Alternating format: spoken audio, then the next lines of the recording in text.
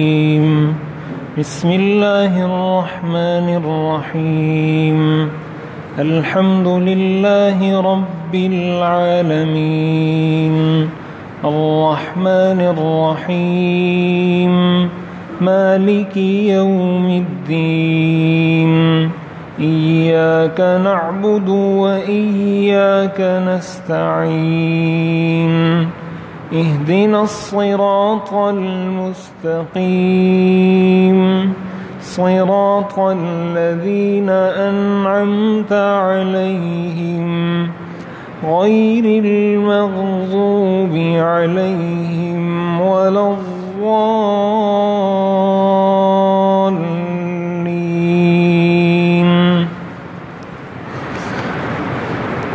ترجمہ: تمام تعریفیں اللہ کے لیے ہیں، رب العالمین جو تمام جہانوں کو پالنے والا ہے، الرحمن الرحیم جو سب پر مہربان ہے، الرحیم بہت مہربان ہے، مالک یوم الدین مالک ہے روز جزا کا، بدلے کے دن کا مالک ہے، ایاک نعبد ہم تیری ہی عبادت کرتے ہیں، و ایاک نستعین اور تجھ ہی سے ہم مدد مانگتے ہیں، اہدنا الصراط المستقیم ہمیں سیدھے راستے کی ہدایت عطا فرما، ہمیں سیدھے راستے پر چلا، صراط الذین انعمت علیہم ان لوگوں کا راستہ جن پر تو نے انعام کیا، غیر المغضوب علیہم نہ کہ ان لوگوں کا راستہ جن پر غضب کیا گیا، ولا الضالین اور نہ ہی بھٹکے ہوئے لوگوں کا راستہ۔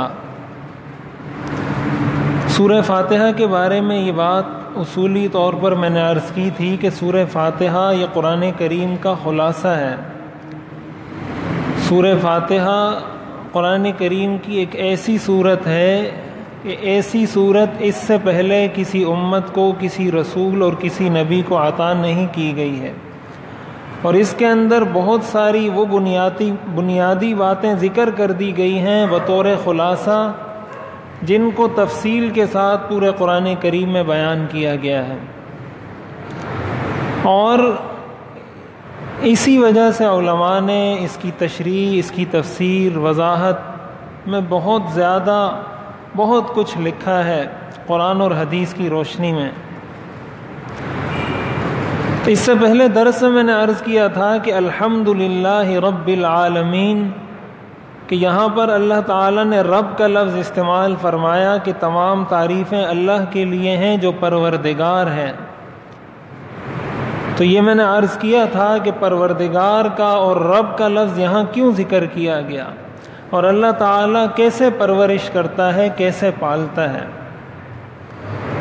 وہ چیز اگر انسان کی سمجھ میں آ جائے تو پھر انسان کی سمجھ میں یہ بات بھی آ جاتی ہے کہ میں اللہ کی عبادت کیوں کرتا ہوں، میں اللہ کی بات کیوں مانتا ہوں۔ اگر اسے رب کا مفہوم سمجھ آ جائے کہ رب کا مفہوم کیا ہے، اللہ تعالیٰ ایک ایک مخلوق کو کیسے پالتا ہے، یہی مفہوم اگر سمجھ میں آ جائے تو کبھی کوئی انسان گلہ شکوہ نہ کرے، کبھی کوئی شکایت نہ کرے۔ اور آگے اللہ تعالیٰ نے ارشاد فرمایا العالمین کہ اللہ تعالیٰ کے لیے تعریفیں جو تمام جہانوں کا پروردگار ہے، تمام جہانوں کو پالنے والا ہے۔ ہمارا جہان تو یہی ہے، اپنی ذات کی حد تک ہمیں نظر آتا ہے کہ یہی میرا جہان ہے، ہمیں تو کل کائنات اپنی ذات میں نظر آتی ہے، یا زیادہ سے زیادہ اگر ہم حد کر لیں تو ہم اس دنیا کو سمجھتے ہیں کہ بس یہ دنیا ہی سب کچھ ہے، حالانکہ اللہ تعالیٰ فرما رہے ہیں کہ میں صرف دنیا کو نہیں پال رہا، تمام جہانوں کو پال رہا ہوں۔ عالم جہان کو کہتے ہیں، عالمین اس کی جمع ہے کہ میں تمام جہانوں کو پال رہا ہوں۔ انسانوں کا تو یہ ایک جہان ہے، جنات کا جہان ہے، حیوانات کا جہان ہے، زمین کے اوپر بسنے والی مخلوق کا جہان ہے، زمین کے نیچے بسنے والی مخلوق وہ ایک جہان ہے، سمندر کی تہ میں بسنے والی مخلوق وہ ایک جہان ہے، آسمان ایک جہان ہے، آسمانوں کے اوپر ایک جہان ہے، پرندوں کا ایک جہان ہے، کیڑے مکوڑے ان کا ایک جہان ہے، سانپ بچھو ان کا ایک جہان ہے، درندے ان کا ایک جہان ہے۔ تو اللہ تعالیٰ صرف مجھے اور آپ کو نہیں پال رہا، بلکہ اللہ تعالیٰ اس پوری کائنات میں اللہ کے سوا جو کچھ ہے، العالمین کی تفسیر امام رازی رحمۃ اللہ علیہ نے کی ہے، کل موجود ما سوی اللہ، کہ اللہ کے علاوہ جو کچھ ہے وہ سب عالمین میں آ جاتا ہے۔ تو اللہ تعالیٰ ان ساری چیزوں کو پال رہا ہے، سورج کا نظام ہے، چاند کا نظام ہے، ستاروں کا نظام ہے، دن رات کا نظام ہے، موسموں کا نظام ہے، پھلوں کا نظام ہے، سبزیوں کا نظام ہے، جانوروں کا نظام ہے، یہ سارے عالم ہیں، ہر ایک اپنی ذات میں ایک مستقل جہان ہے۔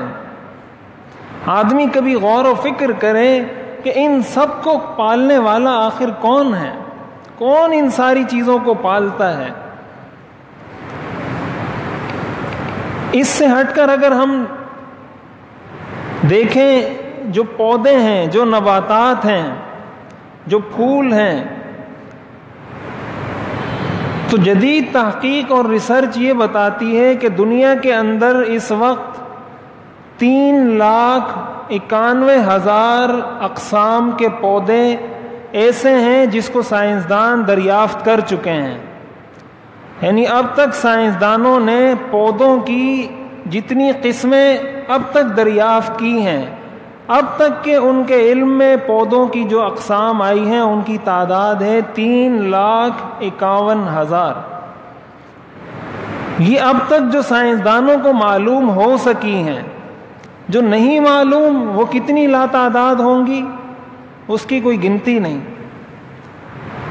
اسی طرح سمندر کے اندر ایک جہان ہے، سمندر کے اندر ہر قسم کے پودے، ہر قسم کے جانور، زمین اور خشکی پر پائے جانے والے جانوروں سے زیادہ جانور اور انواع و اقسام کی چیزیں سمندر کے اندر پائی جاتی ہیں۔ اور اس کا اعتراف وہ لوگ کرتے ہیں، وہ بتاتے ہیں جو وہاں گئے ہیں، جو سمندر کی تہ میں گئے ہیں، انہوں نے وہاں جا کر اس کو دیکھا ہے، وہ کہتے ہیں زمین پر تو کچھ بھی نہیں، جو کچھ سمندر میں ہے اور سمندر کے اندر ہے، زمین کی مخلوقات اس کے سامنے کوئی حیثیت نہیں رکھتی۔ سائنسدانوں نے لکھا ہے کہ 1 ملین قسم کے پودے اور جانور ہم اب تک دریافت کر سکے ہیں سمندر کے اندر، 1 ملین 10 لاکھ، اور انہی کا کہنا ہے کہ شاید 9 ملین چیزیں، 9 ملین اقسام کے پودے اور جانور ایسے ہوں گے جن کا ہمیں ابھی پتہ نہیں، ابھی ہم اس کا پتہ لگائیں گے۔ یہ ایک عالم ہے، کون ان ساری چیزوں کو پال رہا ہے؟ یہ پودے کیا خود بخود نکل رہے ہیں؟ اس پودے کی کونپل میں کیا اتنی طاقت ہے کہ وہ زمین کو پھاڑ کر، زمین کا سینہ پھاڑ کر نکل آئے؟ وہ کونپل تو ایسی ہے کہ کوئی بچہ اس کو مسل دے تو اس کی زندگی ختم ہو جاتی ہے۔ اس کونپل کو یہ طاقت کیسے عطا ہوئی کہ وہ اتنی سخت زمین کا سینہ پھاڑ کر اوپر نکل آتی ہے؟ تو یہ سارا نظام بالکل صحیح طریقے سے اپنے وقت پر سارے کام ہو رہے ہیں، سورج اپنے وقت پر نکل رہا ہے، چاند اپنے وقت پر نکل رہا ہے، یہ سارے کام کرنے والا وہ اللہ ہے، وہ رب العالمین ہے، وہ ان ساروں کو پالنے والا ہے۔ اسی لیے فرمایا گیا کہ تمام تعریفیں اس اللہ کی ہیں جو تمام جہانوں کو پالتا ہے، اس لیے کہ دنیا میں ایسا اور کوئی ہو نہیں سکتا۔ تو جب کوئی ہو نہیں سکتا تو تعریف کا مستحق وہی ٹھہرے گا جو ان ساری چیزوں کو پالتا ہے۔ زمین کے اوپر 7.77 ملین اقسام کے جانور پائے جاتے ہیں۔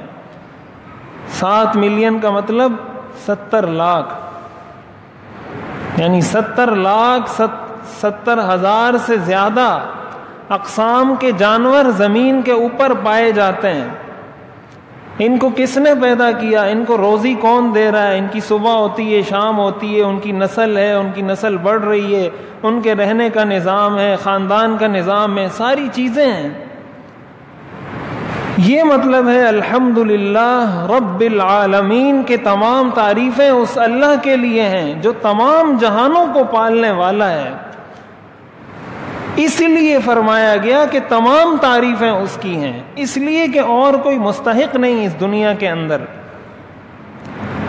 سائنسدانوں نے بہت سی دوربینیں ایجاد کی کہ ہم دنیا کا، اس جہان کا، اس کائنات کا کوئی کنارہ، اس کی کوئی انتہا، کوئی کونا اس کا معلوم کر سکے کہ کہاں یہ کائنات ختم ہوتی ہے، کہاں یہ کائنات شروع ہوتی ہے۔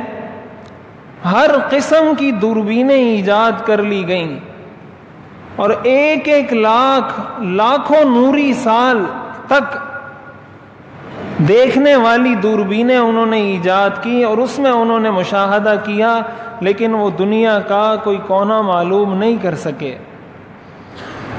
نوری سال کا مطلب کیا ہوتا ہے؟ یہ اگر سمجھ میں آئے تو یہ بات پتہ چلے گی کہ یہ جہان کتنی وسعتوں کی حامل ہے۔ اس دنیا کو اللہ نے کتنی وسعتیں ان جہانوں کو دی ہیں، اور ان سارے جہانوں کو اللہ کیسے پالتا ہے۔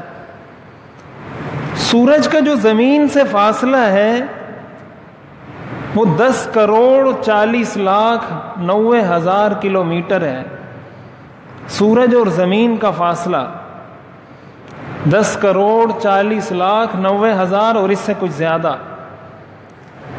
اور سورج کی روشنی زمین پر 8.3 منٹ میں پہنچتی ہے، یعنی اتنے فاصلے سے 10,40,00,000 کلومیٹر کے فاصلے سے یہ روشنی 8 منٹ میں زمین تک پہنچتی ہے۔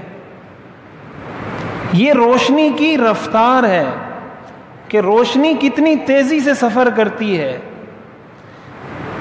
تو لکھا ہے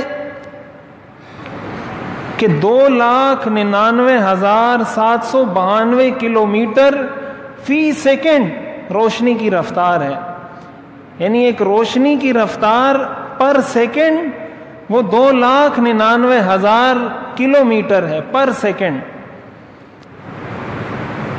اب اس حساب سے آپ اندازہ لگائیں کہ جب آپ اس کا 1 سال بنائیں گے، جو روشنی 1 سیکنڈ میں 3 لاکھ کلومیٹر کا سفر طے کرتی ہو، وہ 1 سال میں کتنے کلومیٹر کا سفر طے کرتی ہوگی؟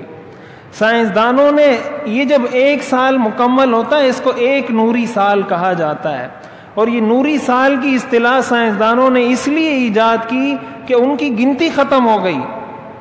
وہ آئیں گے کروڑ پر، ارب پر، کھرب سے آگے کیا کہیں گے؟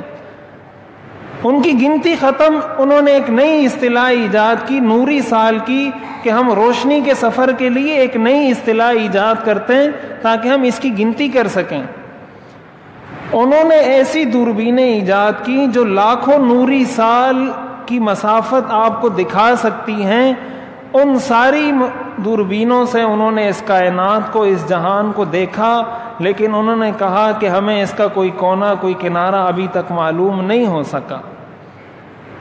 یہ سارے عالمین ہیں، اللہ تعالیٰ ان سارے جہانوں کو پالنے والا ہے۔ اس لیے فرمایا الحمدللہ رب العالمین کہ تمام تعریفیں اس اللہ کے لیے ہیں جو تمام جہانوں کو پالنے والا ہے۔ اور انسان ایک کمزور مخلوق جب بغاوت اور سرکشی اور نافرمانی پر اتر آتا ہے تو وہ اتنے بڑے اللہ کی، اتنے بڑے قدرتوں کے مالک کی نافرمانی کرنے لگ جاتا ہے۔ ذرا سا اس کے پاس کوئی پیسہ آیا، کوئی دولت آئی، کوئی دنیاوی نعمت اللہ نے اس کو عطا کی، تو وہ اللہ کے مقابلے میں آ کر کھڑا ہو جاتا ہے۔ وہ پھر یہ نعرہ لگاتا ہے من اشد منا قوہ، مجھ سے زیادہ طاقتور کون ہے؟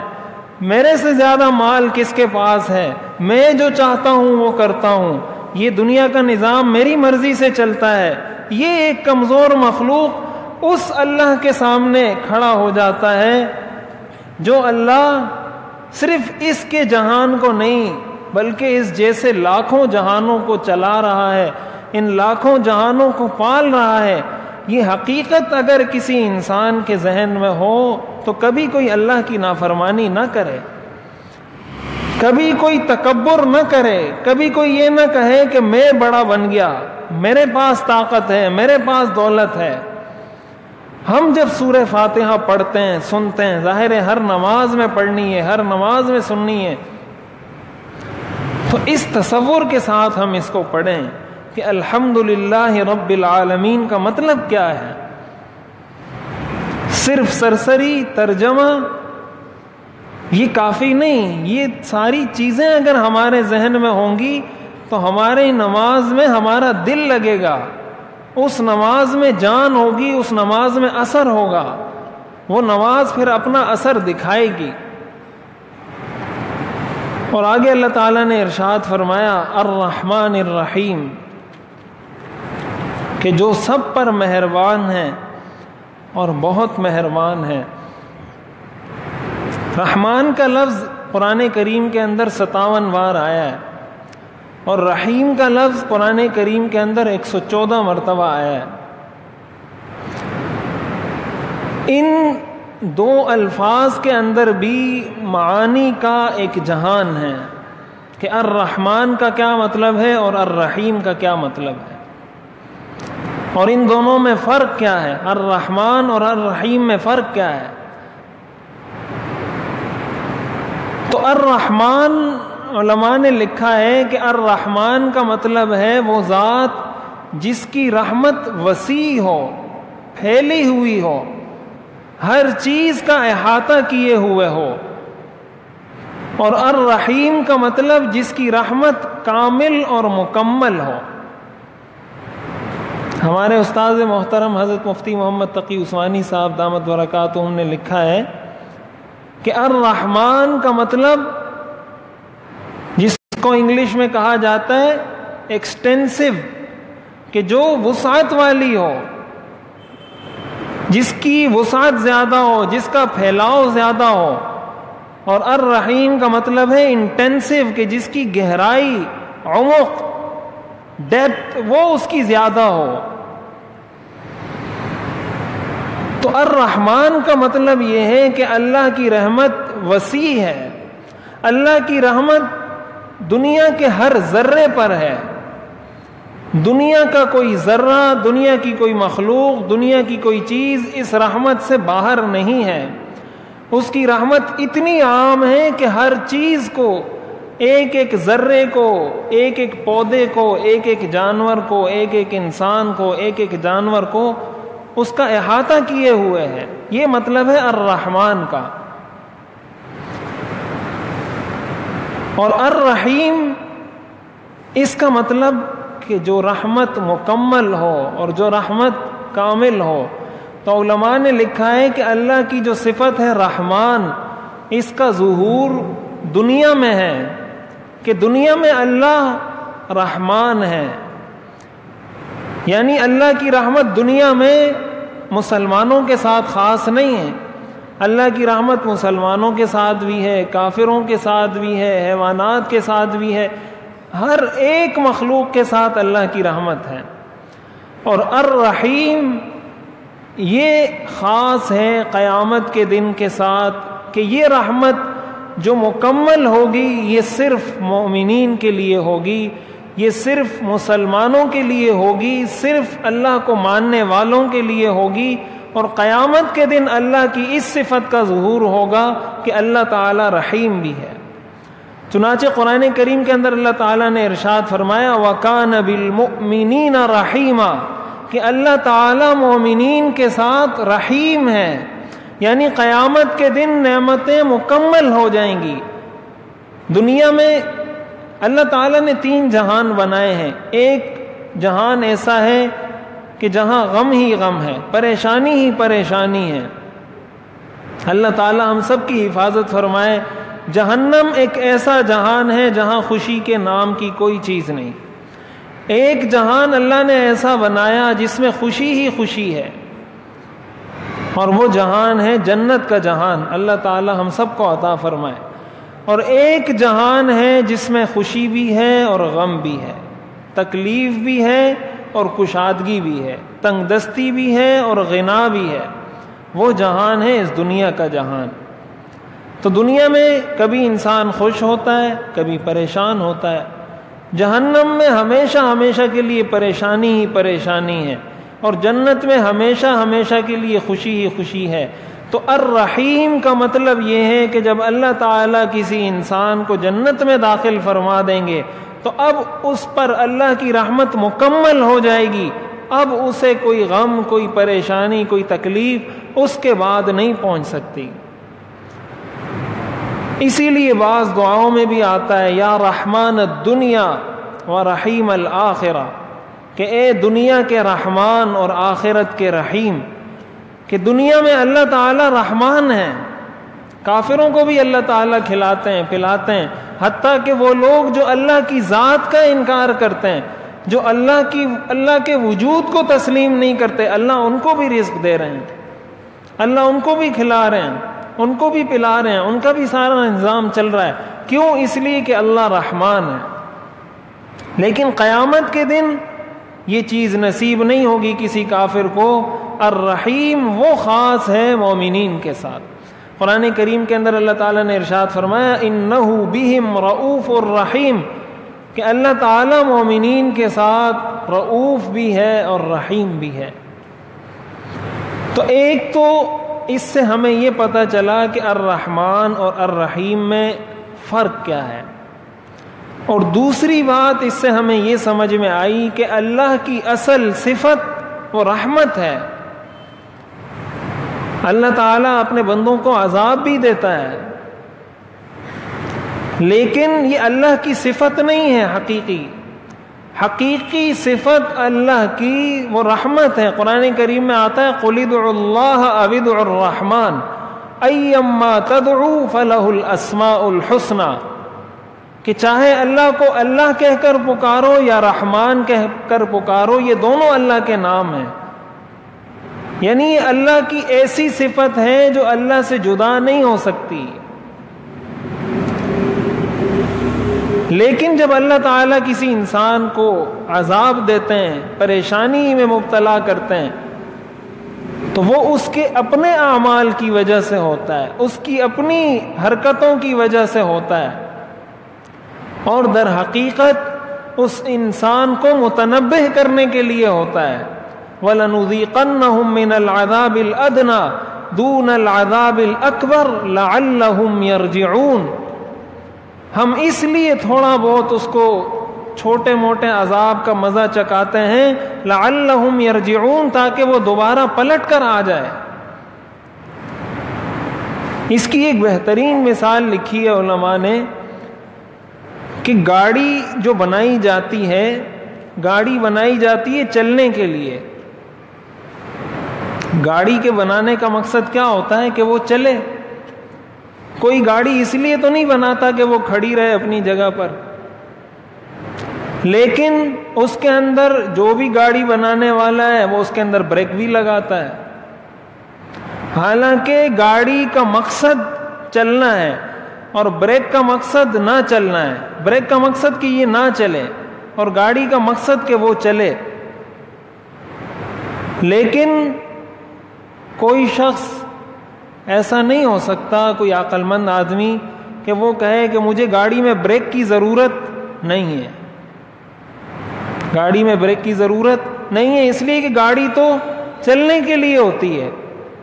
تو ظاہر ہے ہر عقل مند آدمی سمجھتا ہے کہ بھائی بریک کے بغیر کبھی گاڑی مکمل نہیں ہو سکتی.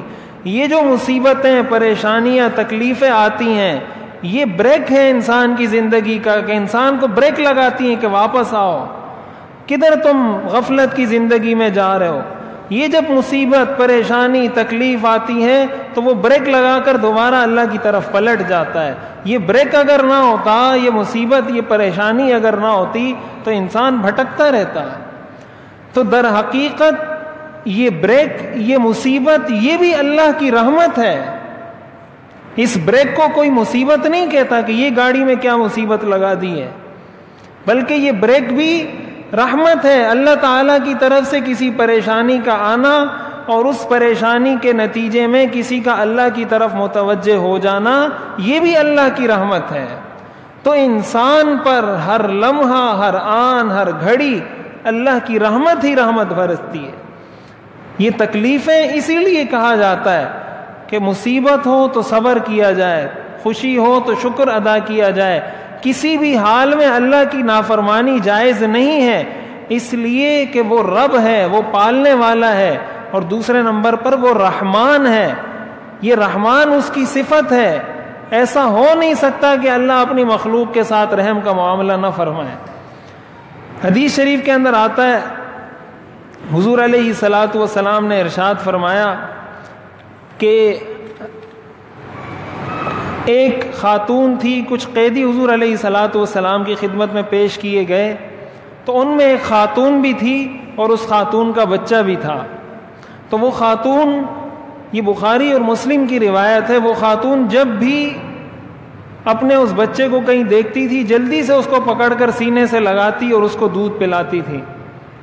قیدی تھے لیکن اس قید کی حالت میں جہاں اس کو اپنا بچہ نظر آتا فوراً اس بچے کو اٹھاتی اور اس کو دودھ پلاتی. تو حضور علیہ الصلاۃ والسلام نے صحابہ سے فرمایا، اترون هذه طارحۃ ولدها فی النار، کیا تم سمجھتے ہو کہ یہ والدہ اپنے اس بچے کو آگ میں پھینک دے گی؟ صحابہ نے فرمایا لا وہی تقدر علی اللہ تطرحہ، یہ کبھی نہیں پھینکے گی. اگر اس کے بس میں ہوا تو یہ کبھی اپنے اس بچے کو آگ میں نہیں پھینکے گی. حضور علیہ الصلاۃ والسلام نے فرمایا للہ ارحم بعبادہ من ہذہ بولدہا، اللہ تعالیٰ اپنے بندوں پر اس ماں کی اپنے بچے سے محبت سے کہیں زیادہ مہربان ہے. اللہ تعالیٰ اس ماں کی رحمت سے کئی درجے، کئی گنا زیادہ رحمت اپنے بندوں پر فرماتے ہیں. قرآن کریم کے اندر اللہ تعالیٰ نے ارشاد فرمایا یا عبادی الذین اسرفوا علی انفسہم لا تقنطوا من رحمت اللہ، میرے وہ بندو جنہوں نے اپنے اوپر ظلم کیا ہے اللہ کی رحمت سے مایوس مت ہونا. اور قرآن کریم میں دوسری جگہ ارشاد فرمایا گیا کہ اللہ کی رحمت سے مایوس صرف وہی ہوتا ہے جو راستے سے بھٹک جائے، جو گمراہ ہو جائے، وہی اللہ کی رحمت سے مایوس ہوتا ہے. کوئی اور شخص وَمَن يَقْنُطُ مِن رَحْمَتِ رَبِّهِ إِلَّا الضَّالُّونَ، کہ وہی شخص اللہ کی رحمت سے مایوس ہوتا ہے جو گمراہ ہو. تو اللہ کی اصل صفت عذاب دینا نہیں ہے. قرآن کریم کے اندر اللہ تعالیٰ نے ارشاد فرمایا، بڑے ہی پیارے انداز میں انسانوں کو اللہ تعالیٰ سمجھاتے ہیں، ما يفعل اللہ بعذابکم ان شکرتم وآمنتم. اس کا ترجمہ یہ کہ اللہ تعالیٰ تمہیں عذاب دے کر کیا کرے گا. ما يفعل اللہ بعذابکم، اللہ تعالیٰ نے تمہیں عذاب دے کر کیا کرنا ہے. ان شکرتم وآمنتم، اگر تم شکر گزار بندے بن جاؤ، اگر تم اللہ کو ماننے والے بن جاؤ تو اللہ تمہیں عذاب دے کر کیا کرے گا. وکان اللہ شاکرا، اللہ تعالیٰ قدردان ہے. تو اللہ کی طرف سے عذاب کا آنا یہ ہماری وجہ سے ہے، وگرنہ اللہ کی صفت یہی ہے کہ اللہ تعالیٰ اپنے بندوں پر رحم فرماتے ہیں. حدیث شریف کے اندر آتا ہے، حدیث قدسی ہے، اللہ تعالیٰ ارشاد فرماتے ہیں سبقت رحمتی غضبی، کہ میری رحمت میرے غضب پر سبقت لے جا چکی ہے، میری رحمت میرے غضب پر غالب ہے. چنانچہ قرآن کریم کے اندر اللہ تعالیٰ نے ارشاد فرمایا عذابی اصیب بہ من اشاء، کہ عذاب تو میں جس کو چاہتا ہوں دیتا ہوں. ورحمتی وسعت کل شیء، اور میری رحمت دنیا کی ہر چیز پر غالب ہے. میری رحمت دنیا کی ہر چیز کو پھیلی ہوئی ہے، ہر چیز تک پہنچی ہوئی ہے.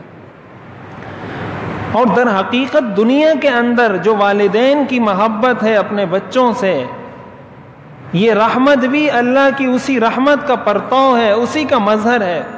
حدیث شریف کے اندر آتا ہے، مسند احمد کی روایت ہے، ان اللہ تعالی خلق یوم خلق السماوات والارض 100 رحمت، کہ اللہ تعالیٰ نے جس دن آسمان و زمین کو پیدا کیا تو 100 رحمتیں پیدا کیں. کل رحمت طباق ما بین السماء والارض، ان میں سے ہر رحمت اتنی وسیع ہے کہ آسمان و زمین کا پورا خلا اس سے بھر جائے. آپ نے فرمایا فجعل منہا فی الارض رحمتا، ان 100 رحمتوں میں سے اللہ نے ایک رحمت زمین میں اتاری. فَبِهَا تَعْطِفُ الْوَالِدَةُ عَلَى وَلَدِهَا وَالْوَحْشُ وَالطَّيْرُ بَعْضُهَا عَلَى بَعْضٍ، اس ایک رحمت کی وجہ سے والدہ اپنے بچے سے محبت کرتی ہے، اور ہر حیوان، ہر وحشی جانور، ہر پرندہ اپنے بچے سے محبت اور اس کے ساتھ شفقت کا معاملہ اس ایک رحمت کی وجہ سے کرتا ہے. وَأُخَرُ 99، اور 99 اللہ تعالیٰ نے 99 رحمتیں اپنے پاس رکھی ہیں. فَإِذَا كَانَ يَوْمُ الْقِيَامَةِ أَكْمَلَهَا بِهَذِهِ الرَّحْمَةِ، جب قیامت کا دن ہوگا اللہ تعالیٰ یہ 99 رحمتیں اپنے بندوں پر تقسیم کر دیں گے. تو یہ اللہ تعالیٰ کی رحمت ہے، اور یہ اللہ کی اصل وہ صفت ہے جس کو قرآن کریم میں جا بجا بیان کیا گیا. وَإِلَٰهُكُمْ إِلَٰهٌ وَاحِدٌ لَا إِلَٰهَ إِلَّا هُوَ الرَّحْمَٰنُ الرَّحِيمُ. بار بار قرآن کریم میں اس کو ذکر کیا گیا. حضور علیہ الصلوۃ والسلام کے بارے میں فرمایا وَمَا أَرْسَلْنَاكَ إِلَّا رَحْمَةً لِّلْعَالَمِينَ، کہ ہم نے آپ کو دنیا میں سارے جہانوں کے لیے رحمت بنا کر بھیجا. قرآن کریم میں فرمایا فَبِمَا رَحْمَةٍ مِّنَ اللَّهِ لِنتَ لَهُمْ، کہ تم جو اپنے ساتھیوں کے ساتھ نرمی کا معاملہ کرتے ہو یہ اللہ کی رحمت کی وجہ سے کرتے ہو. اگر اللہ کی رحمت نہ ہوتی تو کبھی تم اپنے ساتھیوں کے ساتھ نرمی نہ کرتے. وَلَوْ كُنْتَ فَظًّا غَلِيظَ الْقَلْبِ لَانفَضُّوا مِنْ حَوْلِكَ، اور اگر آپ سخت دل ہوتے تو آپ کے سارے ساتھی آپ سے بچھڑ جاتے، یہ سارے ساتھی چلے جاتے. لیکن اللہ کی رحمت ہے جس رحمت کے نتیجے میں آپ اپنے ساتھیوں کے ساتھ رحمت کا معاملہ فرماتے ہیں. تو دنیا کے اندر جس کسی کا کسی کے ساتھ کوئی شفقت کا، کوئی رحمت کا برتاؤ ہے یا کوئی رحمت کا معاملہ ہے، وہ صرف اور صرف اللہ کی رحمت کی وجہ سے ہے. قرآن کریم میں اللہ تعالیٰ نے یہ بھی ارشاد فرمایا کتب ربکم علی نفسہ الرحمہ، کہ اللہ نے، تمہارے رب نے اپنے اوپر رحمت کو لازم کر دیا ہے. کتب ربکم علی نفسہ الرحمہ، اللہ نے اپنے اوپر رحمت کو لازم کر دیا ہے. اور ظاہر ہے اگر اللہ کی رحمت نہ ہوتی تو دنیا کا یہ نظام ایک دن کے لیے نہیں چل سکتا. کتنی نافرمانیاں اس دنیا میں اللہ کی ہوتی ہیں، لیکن اللہ تعالیٰ نے اس دنیا کے نظام کو لپیٹا نہیں، اس دنیا کے نظام کو ختم نہیں کیا. یہ مطلب ہے الرحمن کا، اور یہ مطلب ہے الرحیم کا. لیکن اب اس سے ہمیں کیا درس ملتا ہے کہ اللہ تعالیٰ نے اپنے آپ کو الرحمن کہا، اپنے آپ کو الرحیم کہا. اب سوال یہ پیدا ہوتا ہے کہ ہم رحمت کے مستحق کیسے ٹھہریں گے؟ اس کا جواب انشاءاللہ کل کے درس میں عرض کروں گا کہ قرآن اور حدیث کی روشنی میں کون سا وہ شخص ہے جس پر اللہ کی خصوصی رحمت ہوتی ہے، جس کے ساتھ اللہ خصوصی رحم و کرم کا معاملہ فرماتے ہیں، کون کون سے وہ اعمال ہیں جس کے بارے میں قرآن اور حدیث میں آتا ہے کہ یہ کام اگر کرو گے تو اللہ تعالیٰ تم پر رحم فرمائیں گے. انشاءاللہ اس کی تفصیل کل کے درس میں. اللہ تعالیٰ ہمیں عمل کی توفیق عطا فرمائے. ترجمہ کرتے ہیں، اس کے بعد دعا کرتے ہیں. الحمدللہ رب العالمین، تمام تعریفیں اللہ کے لیے ہیں. رب العالمین، جو تمام جہانوں کو پالنے والا ہے. الرحمن، سب پر مہربان ہے. الرحیم، بہت مہربان ہے. مالک یوم الدین، مالک ہے روز جزا کا. ایاک نعبد، تیری ہی ہم عبادت کرتے ہیں.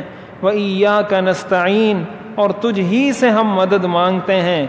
اہدنا الصراط المستقیم، ہمیں سیدھے راستے کی ہدایت عطا فرما.